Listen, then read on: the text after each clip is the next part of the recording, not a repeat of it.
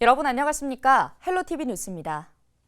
오는 4월 치러지는 22대 국회의원 선거에서 서울은 총선의 승패를 가를 중요한 승부처죠.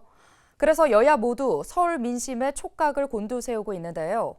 여론조사 결과 한 달 새 서울 지역 민심이 출렁이고 있는 것으로 조사됐습니다. 안개 속으로 들어간 서울 지역 총선 판세, 김호 기자가 정리했습니다. 먼저 지난달 초 서울 지역 자치구 주민을 대상으로 실시한 여론조사에서는 더불어민주당이 국민의힘을 앞선 것으로 나타났습니다. 전체 25개 자치구 가운데 서초구와 강남구, 송파구 등 3곳을 제외하고 22곳에서 더불어민주당이 우세한 것으로 조사됐습니다. 가장 크게 격차가 난 곳은 은평구로 더불어민주당이 56.4%, 국민의힘이 26.5%를 기록하며 더불어민주당이 2배 이상의 격차로 앞섰습니다. 또 강북구 54.1%, 중랑 53.6%, 노원구와 강서구 53.2%, 영등포 52.7%, 마포 52.6%, 금천 52.2%, 양천 50.6%, 서대문구 50.2% 등 모두 10개 자치구에서 더불어민주당 지지율이 과반 이상을 차지했습니다. 국민의힘이 앞선 3곳의 자치구에서는 강남구가 48.7%로 더불어민주당을 12.3%포인트로 앞서며 두 자릿수의 격차를 벌였지만 서초구는 8.3%포인트 앞섰고 송파구는 3.4%포인트로 오차 범위 내에서 앞선 모습을 보였습니다. 한 달 뒤 조사에서는 다소 판세가 변했습니다. 총선에서 어느 후보에게 투표하겠느냐고 물었더니 더불어민주당 33.5%, 국민의힘 34.6%로 오차 범위 내에서 국민의힘이 다소 앞섰습니다. 성별로는 남성은 더불어민주당, 여성은 국민의힘 지지자가 많았지만 모두 오차 범위 내였습니다. 연령별로는 10대에서 50대까지는 더불어민주당이, 60대 이상은 국민의힘을 지지하는 시민이 많았으며 더불어민주당은 40대에서 국민의힘은 70세 이상에서 가장 높은 지지율을 받았습니다. 권역별로는 양천구와 영등포, 강서구 등 서난권만 더불어민주당이 우세로 나왔고 강남구와 강동구 등 동남권과 강북구와 노원구 등 동북권, 용산구와 종로구 등 도심권은 국민의힘이 우세로 나왔습니다. 은평구와 마포구 등 서부권은 오차 범위 내에서 국민의힘이 높게 나왔습니다.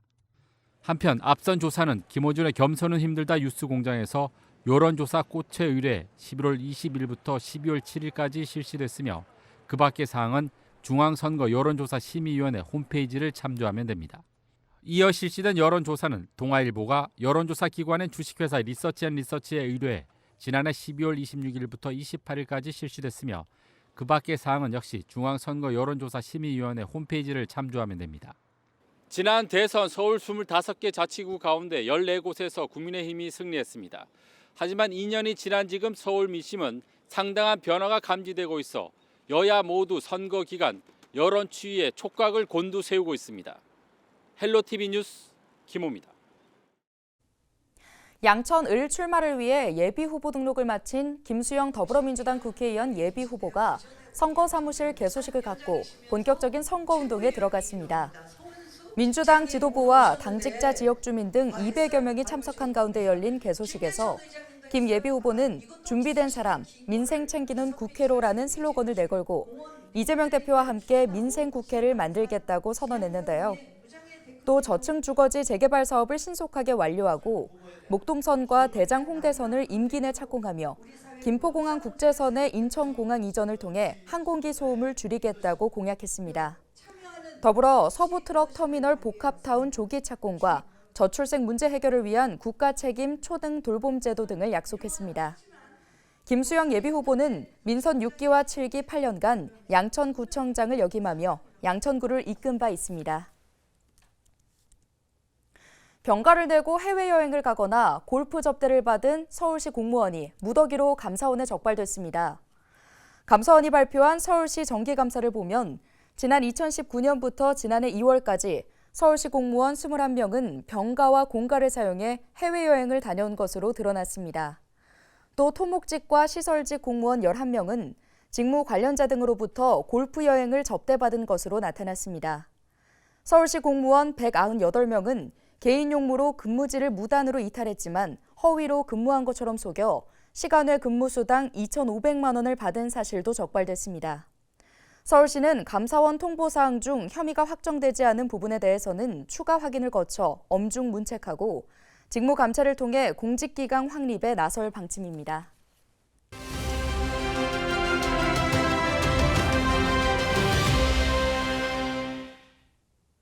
정부가 부동산 규제 완화 대책을 발표했다는 소식 전해드렸습니다. 30년 지난 아파트를 재건축할 경우 안전진단 없이 바로 착수하도록 하고 또 소형주택을 사면 취득세를 감면해주겠다고도 약속했는데요. 하느니 기준금리를 동결한 상황에서 정부 대책이 침체된 부동산 경기를 끌어올리는 데 도움이 될 수 있을지 주목됩니다. 오늘 미니 인터뷰에선 이 내용 자세히 짚어보겠습니다. 심다혜 기자가 김인만 부동산 경제연구소 소장을 만나고 왔습니다.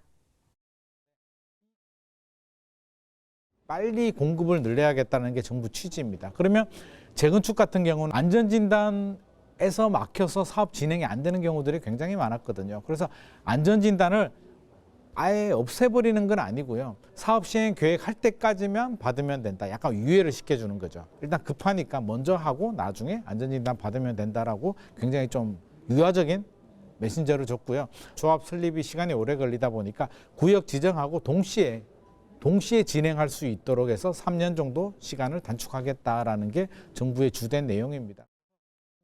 2, 3년 정도 단축의 효과는 있는데 또 한편에서 보면 재건축 재개발 사업이 정비 사업이 왜 오래 걸리느냐 하면 물론 이런 절차적인 문제도 당연히 있습니다만 조합 내부의 갈등, 지금 제초안 같은 규제들도 남아있기 때문에 여전히 산 넘어 산이다. 그리고 시공사와의 갈등, 또 서울시, 경기도 지자체와의 갈등, 어떻게 해야 된다, 기부 체납을 해야 된다, 여러 가지 갈등 요소들이 있기 때문에 생각하는 것처럼 15년 걸리는 게 7년으로 단축이 된다, 이렇게 되기는 어렵고요. 3년이 단축이 돼도 내부에 소송이 걸리면 또 15년이 더 걸릴 수도 있기 때문에 효과 측면에서 보면 조금 도움이 되지만 크지는 않을 것 같다라는 생각이 듭니다.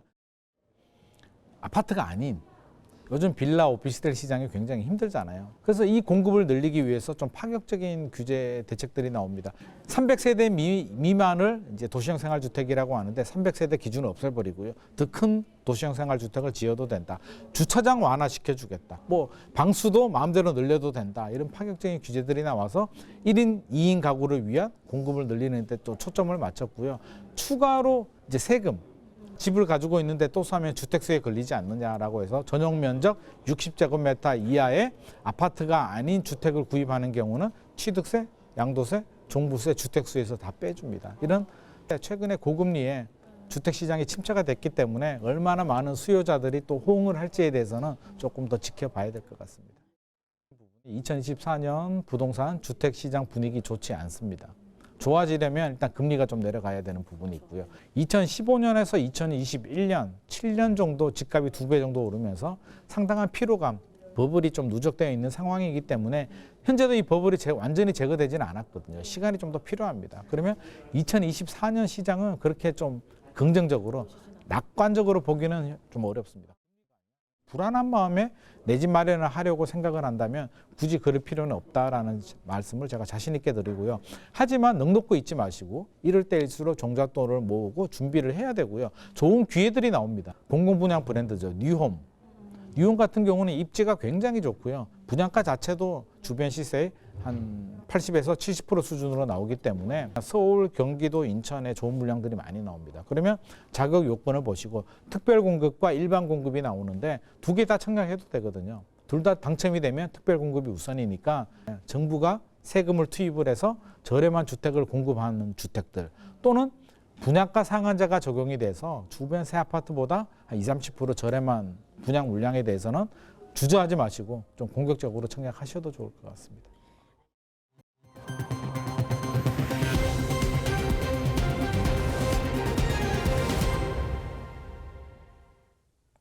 최근 거짓 부고 문자를 받고 무심코 클릭했다가 낭패를 보는 경우가 심심찮게 발생하는데요.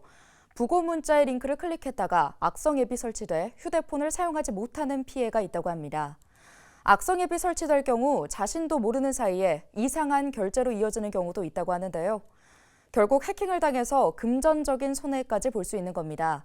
이런 걸 스미싱 피해라고 하는데요. 당해선 안 되겠죠? 김남우 기자가 보도합니다. 전북 정읍 지역에서 자영업을 하는 50대 남호 씨.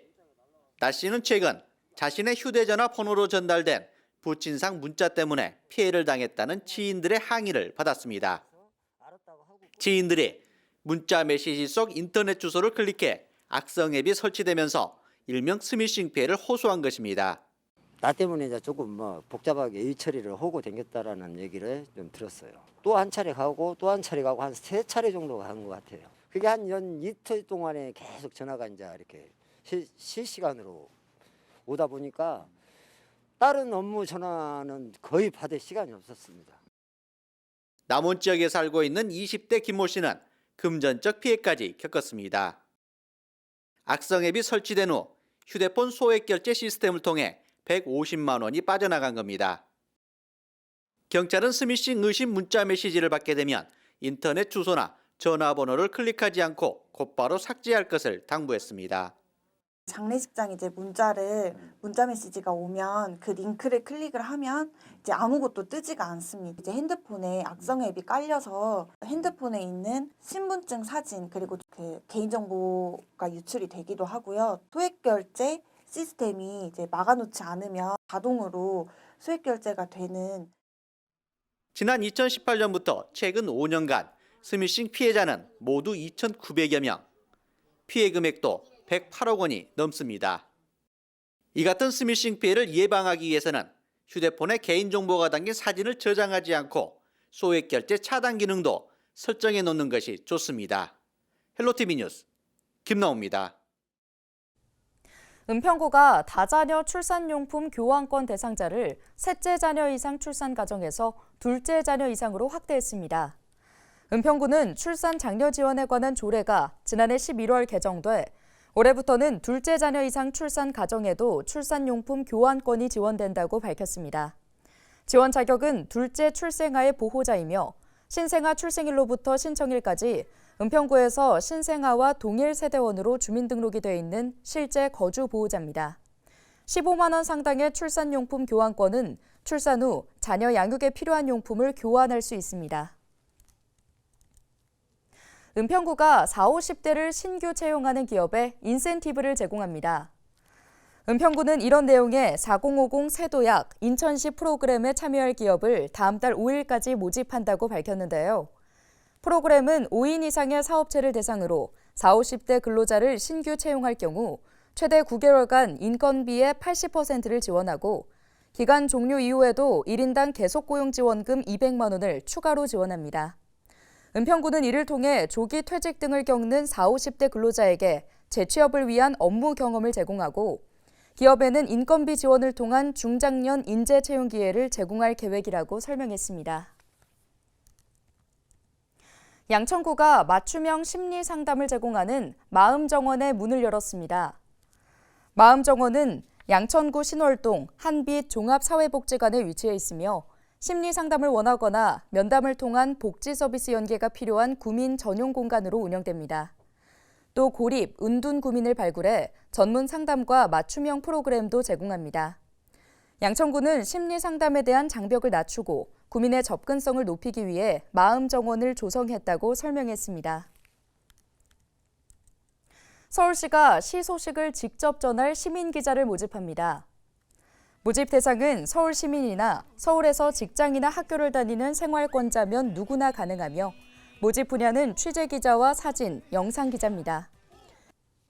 모집 기간은 오는 15일부터 29일까지며 서울시 온라인 뉴스룸 내 손 안의 서울을 통해 신청 가능합니다.